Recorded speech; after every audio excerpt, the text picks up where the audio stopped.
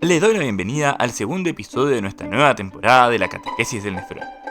Antes de comenzar a publicar los episodios regulares, he decidido finalmente compartirles un nuevo capítulo de entrevista para que podamos seguir a tono con la situación excepcional por la que está pasando la Iglesia.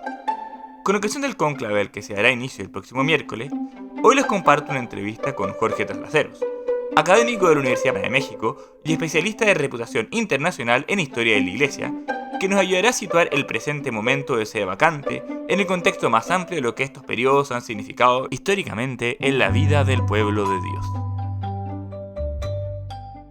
Bueno, don Jorge, muchísimo gusto poder contar con usted en esta oportunidad y le agradezco mucho que se haya tomado este tiempo. No sé si podría entonces como partir explicándonos un poco lo que es un cónclave, digamos, ¿no? Desde cuándo existe esta institución, en qué consiste, para qué sirven, etcétera. Aquí imagino que la gente tiene idea como más o menos general, pero creo que es bueno de repente situarlo un poco, ¿no?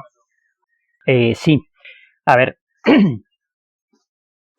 a principios del desarrollo de la Iglesia, sobre todo ya que se romanizó, ya que se estableció bien como tal, ya los papas residiendo en Roma, con la tradición ya bien establecida, ¿no?, del sucesor de San Pedro, el papa se empezó a ayudar, como todos los obispos, de presbíteros, de diáconos y de algunos obispos auxiliares.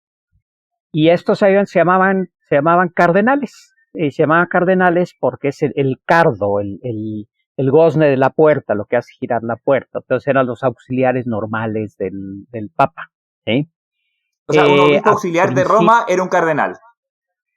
El obispo auxiliar de Roma era un cardenal, pero no tenía mayor peso el título. ¿Sí? Es decir, era como decir los ayudantes del papa, que son los que tienen el cardo, los que ayudan a moverse las cosas.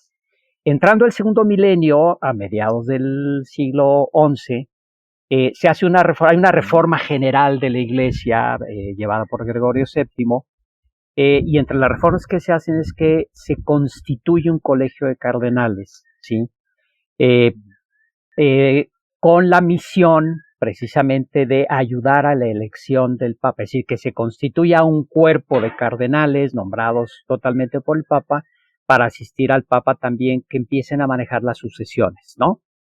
Porque antes, ¿cómo se manejaba la sucesión? Tenemos como registro documentado cómo se manejaban. El Papa nombraba directamente a su sucesor, de repente. Las familias romanas, es decir, todos los obispos se nombraban localmente y luego eran reconocidos por el Papa, ¿sí? Se vinculaban a San Pedro, pero todos tenían un proceso de elección más bien local. Y Roma no era la excepción. El problema es que elegían al Papa, elegían al obispo que generaba toda la comunidad y además tenía un poder jurisdiccional sobre todos los demás. ¿Sí? Suave, blando, duro, eso va a cambiar con la historia.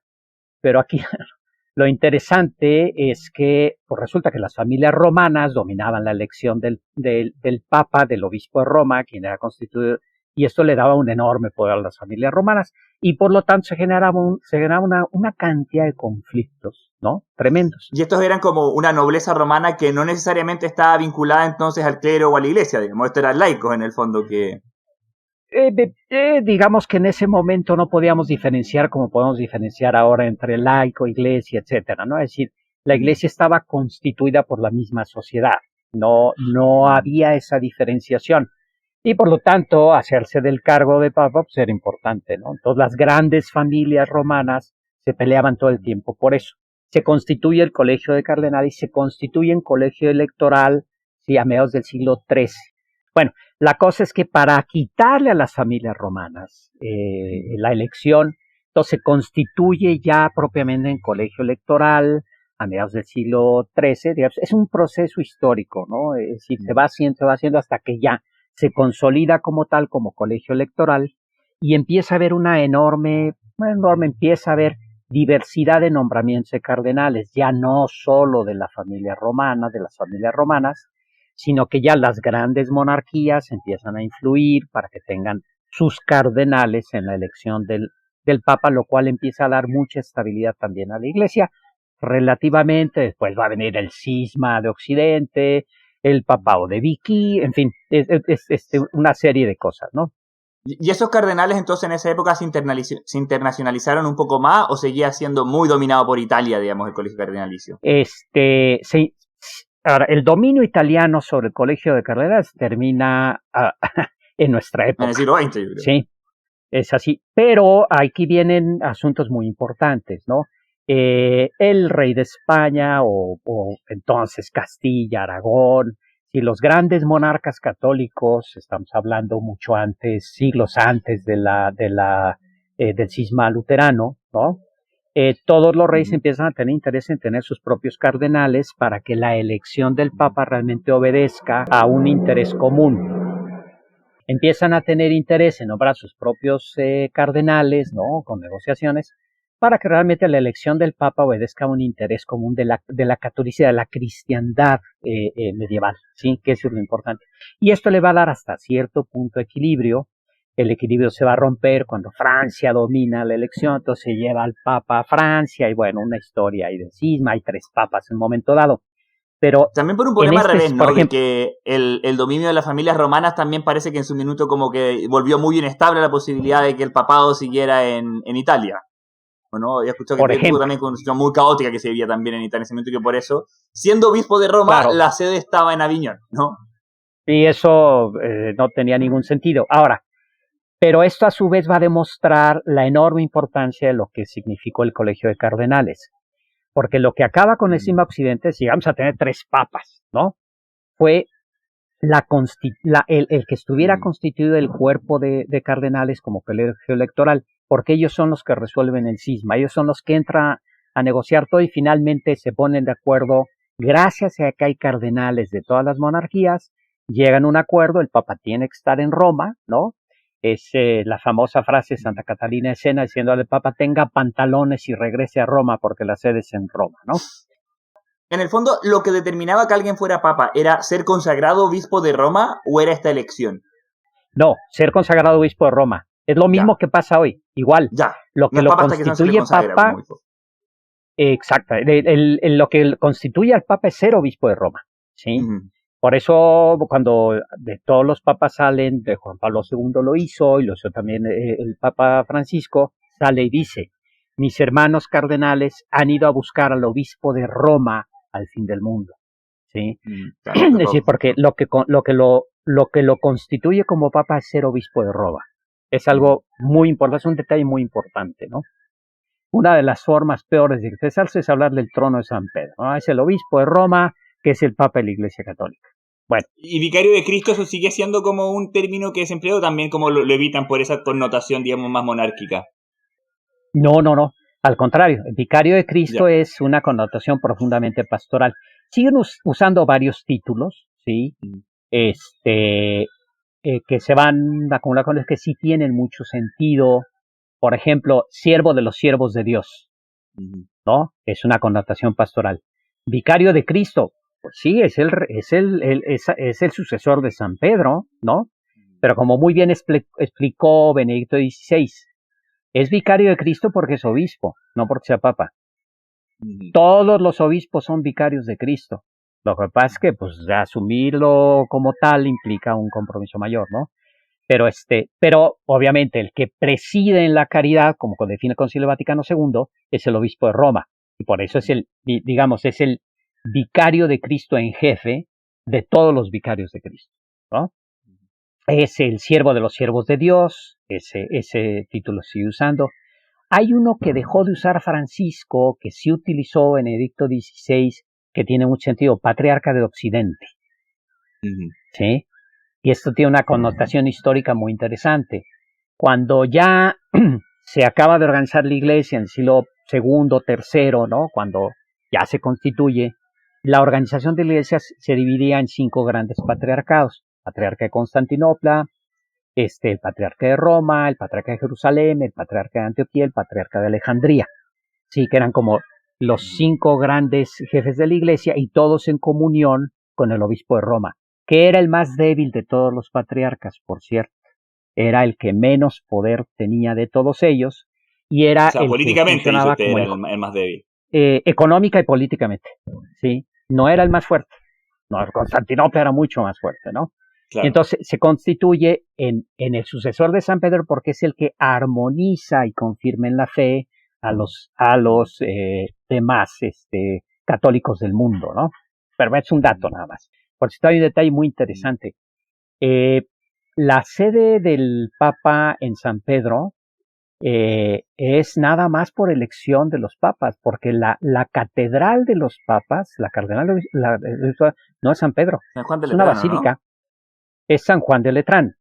Pero justo regresando de Aviñón, ¿sí? Se van a vivir ya por tradición, todos los papas se van a vivir a San Pedro, para que quede perfectamente claro que son el sucesor de San Pedro y no solamente el obispo de Roma. Y entonces ahí Porque donde tiene todo se el van peso a... simbólico de que la cátedra está justo sobre la tumba del apóstol Pedro. Y eso exactamente. refleja Entonces, la continuidad. Hasta la fecha, la visita ad limina es la visita a la sede de San Pedro, ¿sí? Y donde muere San Pablo. Hasta la fecha, ¿sí? Ya es así. Entonces, se van constituyendo históricamente tradiciones. Finalmente, se constituye el colegio electoral y a partir de ahí empieza a haber la elección del obispo de Roma, de los papas, a través de un colegio de cardenales, que se trata que tenga una mayor representación de toda la catolicidad, de toda la cristiandad. Entonces, la cristiandad y catolicidad en el occidente, en Europa, pues era lo mismo, ¿no? Respecto de la composición del colegio de cardenales, también está muy fijado, por ejemplo, que los cardenales tienen que ser todos obispos, o un papa podría admitir al colegio de cardenales a otro tipo de colaboradores, por ejemplo, que no tengan En exactamente ese momento orden. no. En este momento el derecho canónico obliga a que sean obispos o arzobispos. Ya. También porque hubo una época en que había cardenales laicos, Ya. ¿sí? Que normalmente iban a representar los intereses de los reyes. Llegó a haber excesos como niños cardenales, ¿no? Entonces, claro, había que meter orden ahí, ¿no? Entonces, cada papa, sobre todo a partir del Concilio Vaticano II, lo han ido perfeccionando, lo han ido convirtiendo. Mentira. Desde principios del siglo XX hubo una modificación muy importante. Con la elección de Pío X fue la última vez que un poder laico tuvo capacidad de veto sobre un candidato al papado. ¿Sí? Recién fue el emperador del Imperio Austrohúngaro. Tenían capacidad de veto. Podían sus cardenales llegar a decir, este no, todos los demás sí, pero este no. Tenían facultad de veto. Y el último que ejerció la facultad de veto fue precisamente el emperador del Imperio Austrohúngaro. Y a partir de ese momento, el mismo Pío X, que había resultado beneficiado de ese veto, sí, porque el candidato fuerte era otro, dijo, se acabó. No puede haber intervención, no hay derecho de veto de ningún poder laico. Esto es un asunto estrictamente del Colegio de Cardenales. ¿Sí? Y bueno, la catolicidad va metiendo orden poco a poco. La desaparición de los estados pontificios la hace muchísimo bien a la Iglesia, dicho por Benedicto XVI, la hace mucho más eclesial. La desaparición del veto de los poderes temporales sobre la elección de algún papa lo hace mucho más eclesial. Todo lo que vamos viendo, digamos, a lo largo del siglo XX y sobre todo con el Concilio Vaticano II, es que se va convirtiendo más en un evento espiritual, un evento religioso y no tanto un evento de partidismo político. Y aquí hay que hacer una aclaración. Todo acontecimiento humano es político, dice Aristóteles, ¿no? Todo acontecimiento humano es político. Sí, pero una cosa es la política, que es el arte de ponernos de acuerdo, y otra cosa es la política partidista, que es el arte de pelearnos unos contra los otros por razones ideológicas, ¿no? Entonces, en términos generales, la gran política sí la vemos ahí en el mejor y más profundo sentido de la palabra, y eso es precisamente lo que lo convierte en un evento religioso, en un evento más espiritual. ¿Y qué papel juega lo de la llave, digamos, ¿no? En todo esto de que se llame cónclave, ¿no? Imagino que tiene que ver también con eso, de buscar también evitar esta política partidista entre medio.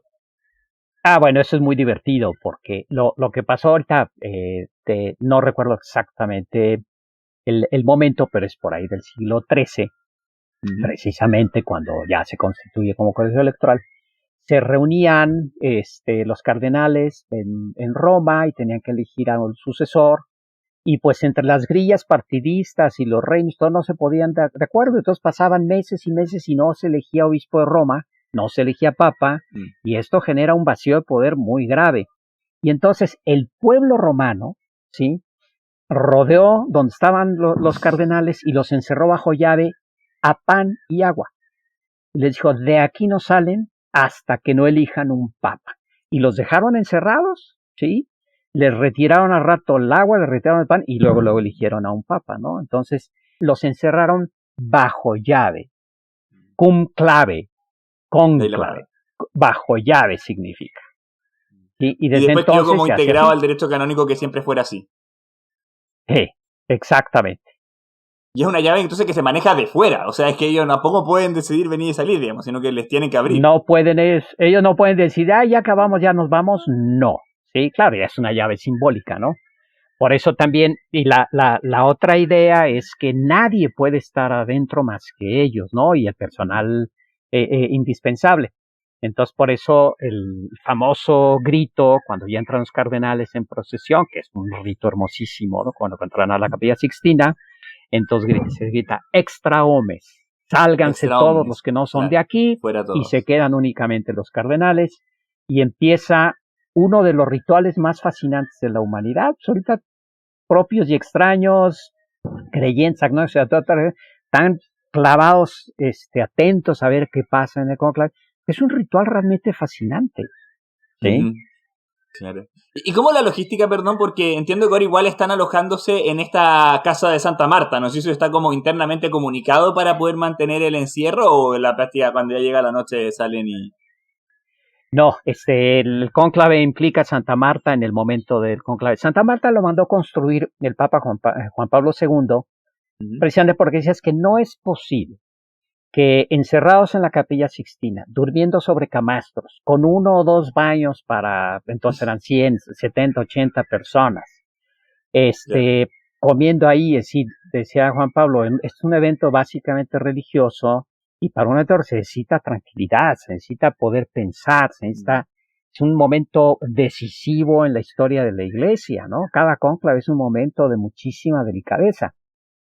Y entonces él manda a construir Santa Marta para que para que los cardenales tuvieran un lugar cómodo donde descansar y donde poder platicar. Porque una de las cosas muy importantes al interior de un cónclave, más o menos sucede así, de lo que sabemos, y Benedicto XVI explicó mucho este tipo de cosas, de lo que sí se puede saber, porque hay juramento de secrecía entre todos los cardenales. En Normalmente ese sentido, cualquier cosa que uno ve en la prensa, digamos que dicen que el cónclave tanto pasó esto, como que hay que tomarlo con beneficio de inventario, ¿no? Porque la base de eso es que alguien exactamente. dijo algo que había jurado que no debía decir, ¿no? Y la verdad es que la mayor parte de veces inventan todo, ¿no? Ahora, a final de cuentas, lo que van diciendo son cosas que sí se podían decir, ¿no? Claro. Por ejemplo, la mecánica interna de cómo se van haciendo los procesos de elección, eso lo sabe todo el mundo. Lo que no pueden decir es quién votó por quién y quién hizo campaña a favor de quién, ¿no? Entonces, lo que sí sabemos, ¿sí? Y esto es de conocimiento común, es que entran la primera tarde, hay una votación y es una votación de tanteo, ¿no? Digamos, es un round de sombra, es de tanteo, es muy dispersa la votación. Esto dicho por papas, expapas y cardenales, ¿sí? Se va dispersando la votación y realmente empieza el primer día. Podrían incluso votar por un no cardenal, si bien creo que es muy implausible que lo hagan, pero parece que para ser papa basta ser un varón bautizado no casado. Exacto, es varón bautizado, no casado, con capacidad de ser obispo. Sí, por puede ser varón casado, no casado y de repente pues no tiene capacidad de ser obispo por alguna limitante canónica, en fin, ¿no? Esa es la única condición, lo cual está realmente muy complicado que llegue a suceder. Claro. Y en la iglesia cuando ha sucedido no siempre ha sido exitoso, ¿no? Tenemos Clemente V, que es el otro papa con 36 que renuncia, lo van a sacar de un monasterio, llega a Roma, y a los 6 meses dice, yo aquí no me quedo, adiós, renuncia y se va, ¿no? Y por eso Dante lo pone en un lugar bastante feo, claro, dentro de la Divina Comedia, pero bueno, esa es otra cosa. Será muy difícil, o sea, canónicamente se podría, pero es muy, muy complicado que suceda, ¿no? ¿Sí? O sea, la misma mecánica del cónclave lo hace muy difícil, imagino, porque tendría que contar alguna manera de comunicarse con el candidato, digamos, para informarle que quieren hacerlo papa, ¿no? No, pues lo mandarían llamar, ¿no? Claro. El día que nos enteremos que mandaron llamar a alguien de afuera, ahí sí nos ponemos muy atentos, ¿no? No va a suceder en realidad. Bueno, entran, ahorita tenemos un colegio electoral de 135 cardenales. Parece ser, según he leído por noticias bien informadas de la misma prensa vaticana, que hay 2 que no van a ejercer el voto, ¿no? Pero bueno, de los 135 van a entrar 133, según dicen en este momento, ¿no? Por motivos de enfermedad. Hay dos que podrían ser electores que no van a entrar. Hay 133, ¿no? A ver, vamos paso a paso. Ya. ¿Qué está pasando en este momento? ¿No? Muere el Papa, viene el luto de los primeros días, se hacen los funerales, el domingo es la misa, la última misa de funerales, vienen los novendiales que les llaman, que es una novena común y corriente, ¿no? Y mientras suenen esos novendiales, se van reuniendo los cardenales en las congregaciones famosas. En las congregaciones de cardenales lo que van haciendo es discutiendo la realidad de la Iglesia y la realidad del mundo.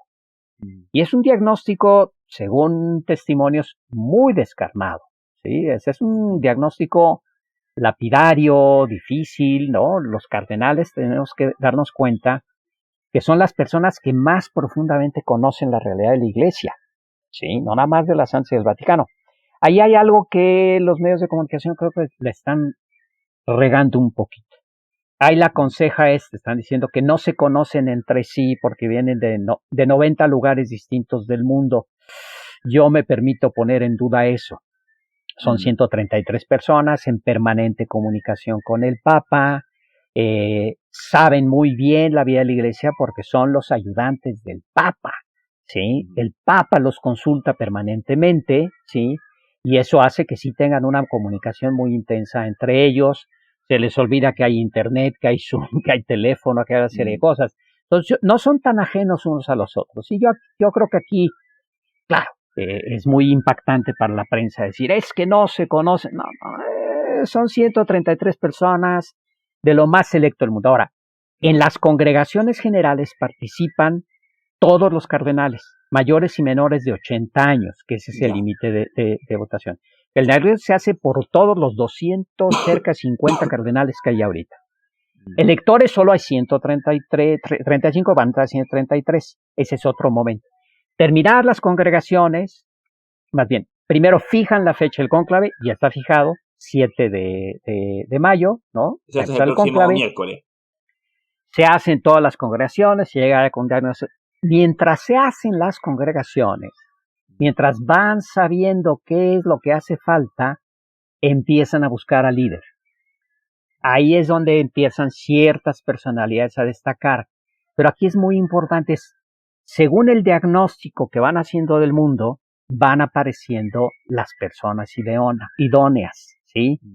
La elección de Francisco era muy importante, que no se interrumpieran las reformas de Benedicto XVI al problema del abuso de menores. Entonces no podía ser alguien del interior a la curia, no podía ser alguien cercano a Sodano, tenía que ser alguien de afuera necesariamente. Y el que descolla como un gran líder, como un gran pastor, por fama, por respeto, será Bergoglio. Entonces sí tiene mucha lógica este tipo de cosas, ¿no? En medio de la Guerra Fría, en una situación de crisis mundial, necesitamos a alguien que conozca a profundidad la geopolítica, que conozca el mundo, que entienda muy bien qué es lo que está pasando. Ese Juan Pablo II, sí, viene de Polonia, él conocía el mundo a profundidad. Esto de que era, el párroco de Polonia, no, era un hombre que lo conocía a profundidad que se cayó el muro de Berlín, ¿no? Conocía profundamente eso. Bueno, volviendo acá, se hacen las congregaciones generales, terminan las congregaciones generales, terminan los novendiales, los 9 días de luto, digamos, por decirlo así, y entra al cónclave. Solo entran al cónclave los cardenales electores y nada más. Yeah. Se hace una primera ronda de votación el primer día, se hacen 4 rondas de votación cada día, tiene que ser elegido por 2/3 partes, y lo que va sucediendo, y aquí Santa Marta sí juega un papel muy importante, ¿sí? Es cada día se pueden reunir informalmente los distintos cardenales para, por ejemplo, uno que no pase de cierta votación de 15, 16, 17 votos, él puede hablar con los que lo apoyan y decir, miren, vamos a apoyar mejor a este otro, ¿no? Y se empieza a hacer esta cuestión hasta que se logra un consenso de 2/3 partes, ¿no? Y se hace la votación. ¿Tiene que ser 2/3 partes o se ha bajado el quórum? Ya, creo que ahí como que hubo distintos cambios en la legislación en su minuto, ¿no? ¿No? ¿Siempre ha sido de 2/3 partes, dure lo que dure? Ahorita vamos a eso. Sí, los primeros 4 años tienen sobre 2/3 partes. No ha habido un cónclave en los últimos tiempos que se vaya a más de 3-4 días, ¿no? Se va viendo cuál de los candidatos va hasta que logra. Un dato muy interesante es, aunque se alcancen los 2/3 partes, se siguen contando los votos. ¿Sí? Es el típico, es lo que han hablado todos los papas, ¿no? Es decir, el momento en que sale 2/3 partes, se hacen los aplausos, pero se siguen contando los votos. Hasta donde sabemos, y esto es un poco especulación, pero hasta donde sabemos, quienes han salido electos papas obtienen mucho más de las 2/3 partes. O sea, sí alcanzan un gran consenso. Por lo menos fue el caso de Juan Pablo II, el caso de Benedicto XVI y el caso de Francisco. Lo que se dice es, sigue la votación, pero siguen aumentando los votos y sí alcanzan grandes consensos finalmente, ¿no? Entonces sale el humo blanco famoso y entonces sabemos papa, sale al balcón de la logia y se hace el saludo al pueblo y al mundo, ¿no? O sea, la primera bendición. Junto con los cardenales leía que hay como otras 2 personas más que están, ¿no? Alguien que se dedica como unos médicos, entiendo, y también otros sacerdotes como confesores, entiendo, como para la atención espiritual, que también imagino que es importante en todo el proceso. Y bueno, tienen también, tienen que comer, ¿no? Necesitan quien los apoye. Es decir, ese personal de apoyo existe ahí, pero tienen el juramento de secrecía, es personal probado, ¿no? Evitar que se filtre algo, en fin, todo ese personal ahí está. Poco y ahí está, ¿no? Ahora, otra cuestión interesante de esto es, terminan eso y no llegan a un acuerdo.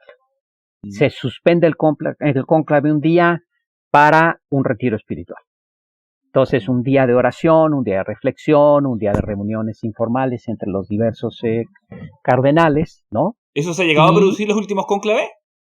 No. Ya. No, pero está previsto. Pero está previsto que después vienen, si no me equivoco, otros 2 días. Aquí habría que revisar un poco las modificaciones que hizo Francisco, pero más o menos es la lógica.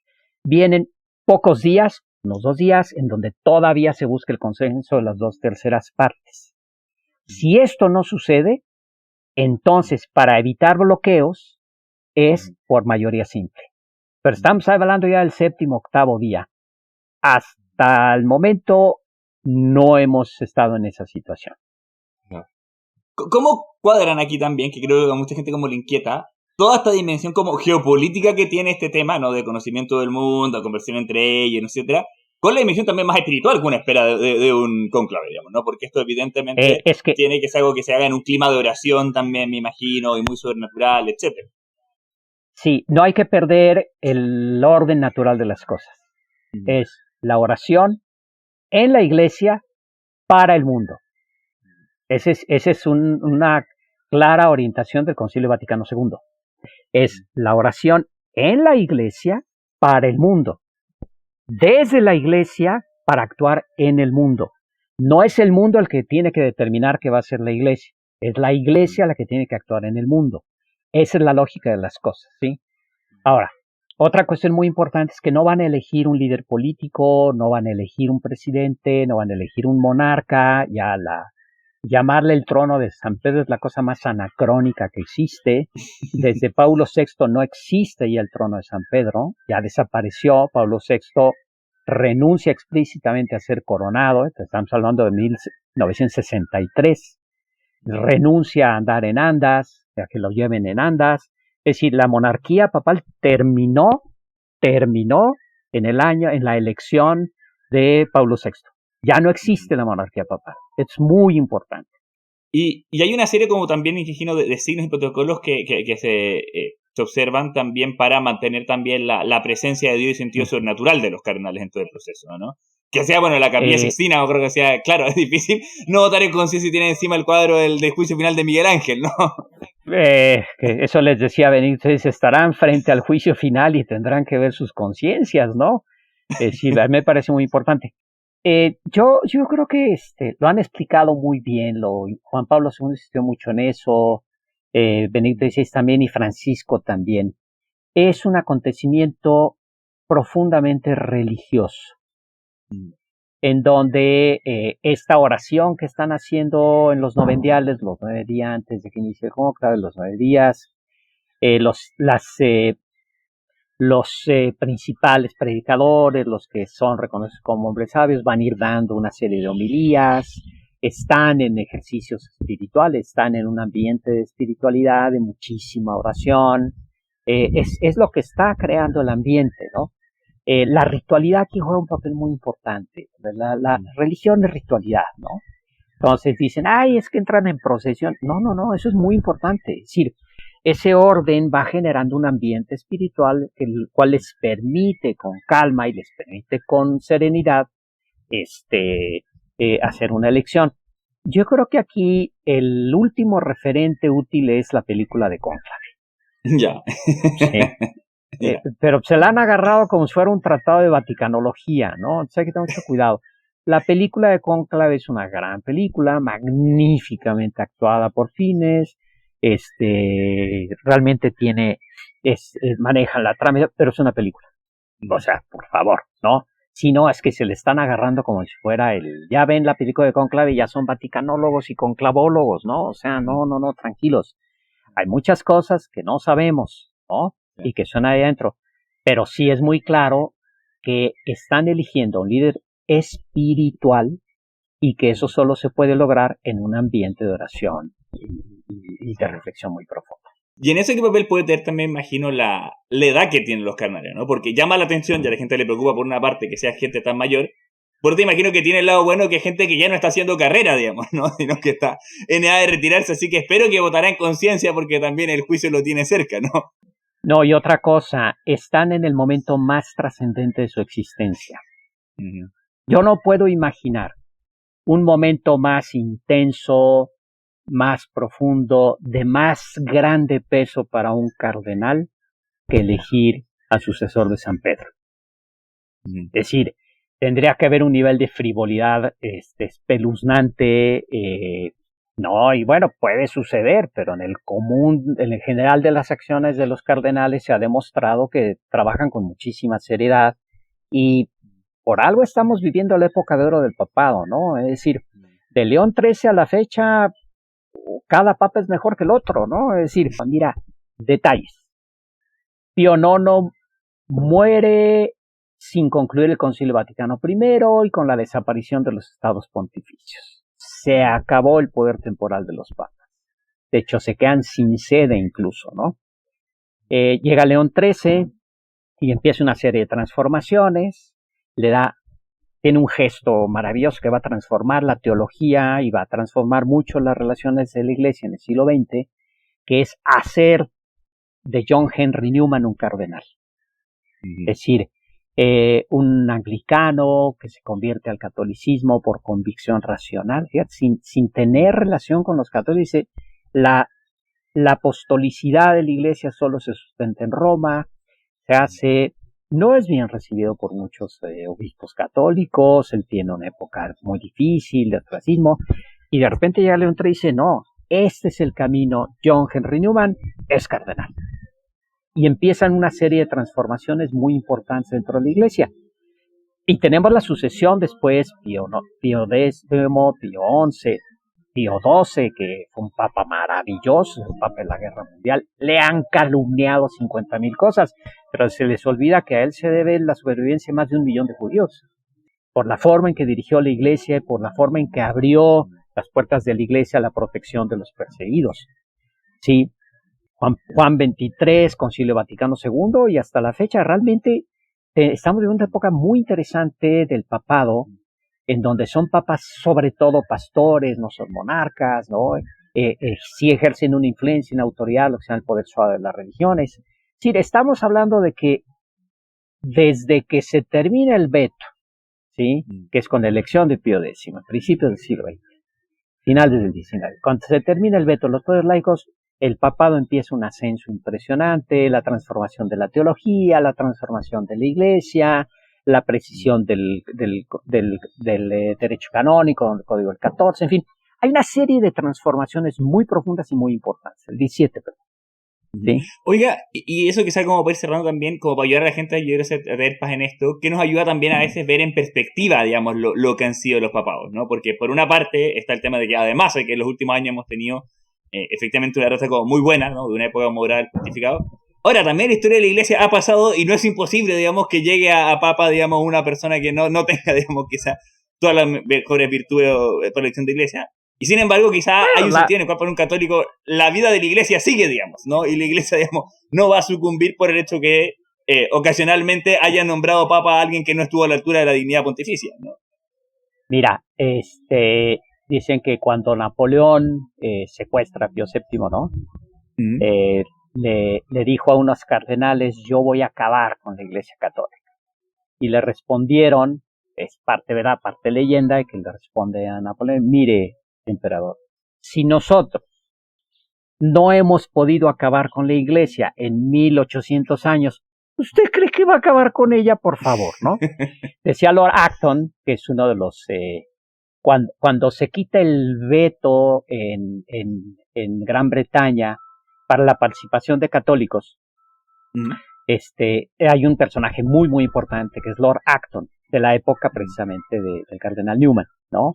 Cuando ya se restituye la iglesia jerárquica dentro de Inglaterra. Y Lord Acton decía, ¿sí?, que la prueba de que la iglesia era conducida por el Espíritu Santo es que no había un cuerpo más ineficiente, más atrasado y peor manejado que la iglesia, y seguía existiendo. Esa era la demostración fehaciente que estaba guiada por el Espíritu Santo. En ese sentido, entonces, también tranquilidad, digamos, ¿no? Tranquilidad, digamos, de que pase lo que pase. Ahora, hay otro dato que debe llamar a muchísima confianza hoy. Nunca en la historia de la Iglesia, jamás habíamos tenido un colegio de cardenales tan diverso y tan plural como el que tenemos ahora. Sí, y eso Francisco lo cuidó mucho.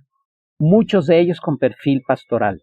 No significa que todos son seguidores de Francisco, significa que todos son pastores y que conocen profundamente la región donde habitan, las necesidades de la iglesia donde habitan, ¿sí? Lo cual será un diagnóstico mucho más completo de la Iglesia Católica y al mismo tiempo representando toda la enorme diversidad de la catolicidad, porque hay un dato histórico que la gente suele pasar por alto. La Iglesia se hizo más católica que nunca en el siglo XX. ¿Sí? La Iglesia se expande a todos los rincones del planeta en el siglo XX. El siglo XX es un gran siglo misionero. ¿Sí? Y ahí tenemos a Benedicto XIV. ¿Sí? Cuando empieza la Guerra Mundial, Benedicto XIV dice, la Iglesia no tiene nada que ver con el colonialismo europeo, se deslinda totalmente de las potencias, se deslinda de sus financiamientos, se deslinda de eso y empieza una labor misionera de la Iglesia muy, muy autónoma. ¿Y qué resultó? Que la Iglesia creció muchísimo. ¿Sí? Hay un autor inglés muy interesante, Ditchfield, que estudia muy a profundidad estos procesos de expansión de la Iglesia. Y él llega a una conclusión. La Iglesia crece, sobre todo, cuando es independiente de poderes políticos. Es cuando más crece. Bueno, don Jorge, muchas gracias por el tiempo que nos ha dado, ¿no? Bueno, de todas maneras imagino que invitamos a todos a que, teniendo mucha confianza en cómo el Espíritu Santo guía a la Iglesia y además sean las condiciones humanas para que sigamos siendo guiados por buenos hermanos pontífices, de todas maneras nunca puede faltar nuestra oración, ¿no? Y es una parte también importante por la que el Espíritu Santo guía a la Iglesia, digamos, y que condiciona también, evidentemente, los frutos. Cuando dicen que, es que nada más participan 133 en la elección del Papa, no es cierto. Participamos 1.200 millones. Eso es muy cierto. Porque todos estamos en oración para que el Espíritu sean dóciles al Espíritu Santo. Agradezco mucho a don Jorge por habernos acompañado durante el episodio y a todos ustedes por escucharnos una vez más. Espero que nuestra conversación sirva a muchos a llevar los eventos de la semana que comienza con perspectiva sobrenatural orando mucho para que nuestros carnales sean dóciles a las mociones del Espíritu Santo y elijan un nuevo romano pontífice que guíe a la Iglesia durante los próximos años, para que sigamos anunciando el Evangelio en medio de todas las dificultades y oportunidades que nos ofrece el mundo de hoy. Nos vemos online.